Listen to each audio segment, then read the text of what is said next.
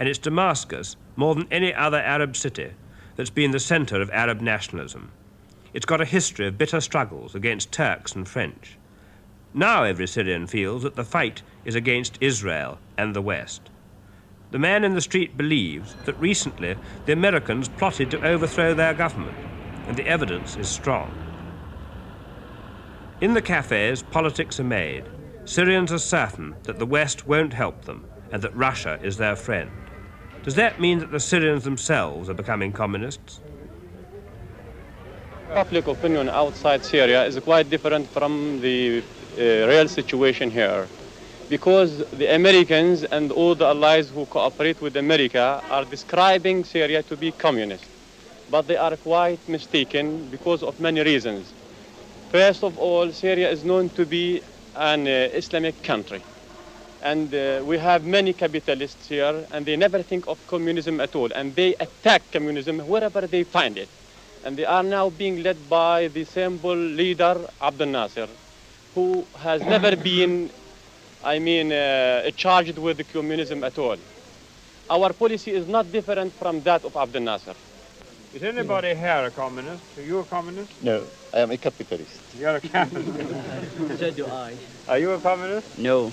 But Capitalist. Do you think that do you think that Syria is in danger of going communist? No, I don't think so. In the prosperous quarter of Damascus, I spoke to 3 rich businessmen whose riches would be gone if communism came. Like everyone else in Syria, they're obsessed with fear of Israel. If you remove the danger of Israel, we might have time to think about the danger of becoming communist. I myself am called a millionaire, but I prefer 100 times to become a communist and not to leave the Jews take my land and take my home and to throw me as a refugee to the desert the way they have thrown our brothers from Palestine. If you answer to a question that I will ask, are you going to attack us again? You mean attack anybody in the Arab world? Any of the Arab world, exactly. But don't you feel that perhaps Syria may have taken at least a partial first step towards becoming a satellite country by this recent economic agreement? Oh, good heavens, no. No satellites. We cannot become a satellite. We have fought our way to independence through a lot of suffering, and we're not going just to give it away like that for nothing. Which way did you vote at the last election? Well, among those for whom I have voted is Khalid Bugdash, a communist member of the parliament. You're a millionaire. Why did you do that? Exactly because I am a millionaire, I have voted for him, because I am accused here to be pro-West. And all my good friends, they are from the Western countries. So many times we explained to them our situation. So many times we tried to correct their mistakes, and they never understood us. So we thought that we put a member in the parliament in order that his voice will reach them, and this will be an advertisement to them. Alarm them, you mean? Alarm and draw their attention. In the bazaars and shops, there are few pictures of Syrian leaders. It's Nasser everywhere.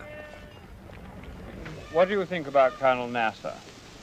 Colonel Nasser Yes. is a great man for all the Arabs. What do you think about him? He is a good leader. He is a good leader for Arab states.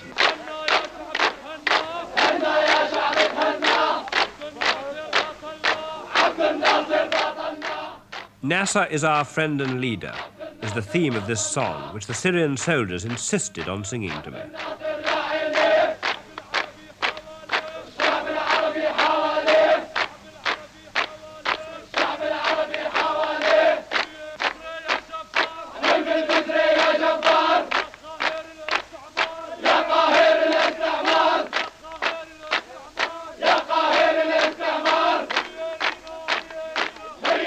The Syrians have bought a lot of modern arms from Russia. It's doubtful whether even their regular soldiers could use them effectively, nor could these volunteers who belong to the popular resistance movement. Every morning at dawn for 2 hours, these volunteers run round the streets of Damascus. They're practicing street fighting in case the Israelis or the West invade Damascus. Their employers have to pay for their time off work. They're very enthusiastic. The Chief of Staff told me that he was very proud of them and that they would be magnificent fighters. I'm not quite so certain myself.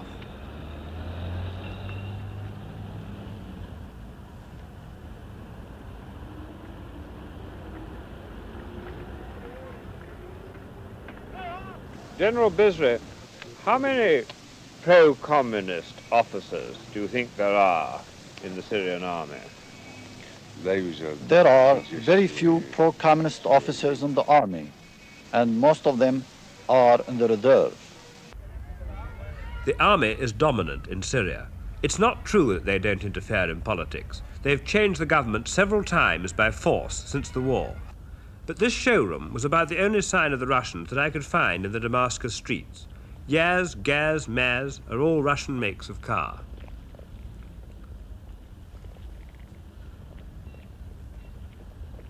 Mr. Tarazi is the permanent head of the Foreign Office in Damascus, and he's also going to be the Syrian ambassador to Moscow in a few weeks' time.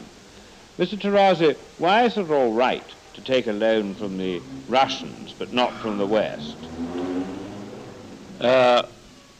In fact, the Syrian government has requested a loan 2 years ago from the International Bank for Reconstruction and Development in Washington.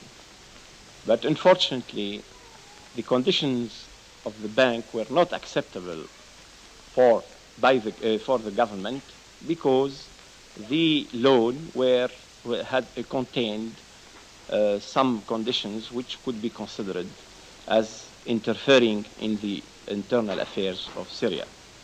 That man may not be a communist, but in England we'd call him a fellow traveller. But the ordinary Syrian agrees with what he says about the West making unacceptable conditions for any offer of aid. The government certainly has the people behind it. Here's the Prime Minister. He doesn't speak much English, so we had an interpreter to make a simultaneous translation. My first question, no communist.